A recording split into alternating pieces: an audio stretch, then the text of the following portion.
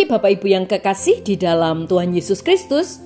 Pagi hari ini saya Eko Wayu Suryaningsih kembali menyapa dengan kebenaran firman Tuhan yang terdapat dalam Amsal 3 ayat 5 dan 6. Amsal 3 ayat 5 dan 6. Percayalah kepada Tuhan dengan segenap hatimu dan janganlah bersandar kepada pengertianmu sendiri.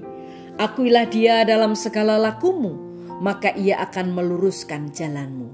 Amin. Bapak Ibu yang kekasih di dalam Tuhan, percayalah kepada Tuhan dengan segenap hatimu. Jika kita adalah pengikut Kristus, Tuhan memanggil kita untuk hidup dalam ketaatan.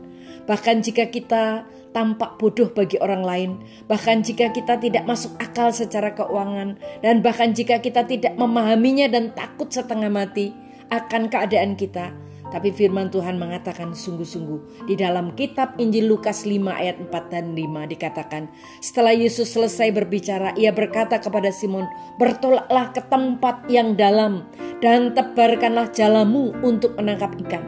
Simon menjawab, Guru, telah sepanjang malam kami bekerja keras dan kami tidak menangkap apa-apa.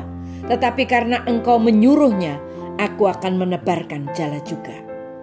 Bapak Ibu yang kekasih di dalam Tuhan Yesus, Tuhan Yesus telah melangkah ke perahu Simon Petrus. Namun Ia tidak berhenti di situ.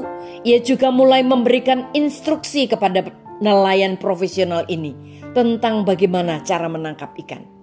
Dan kita perhatikan bagaimana reaksi Petrus. Ia tidak membantah. Ia tidak berkata, maaf Tuhan, Engkau seorang tukang kayu, sedangkan aku seorang nelayan. Dan ikan-ikan itu tidak mau makan. Dia tidak ada di sekitar sini.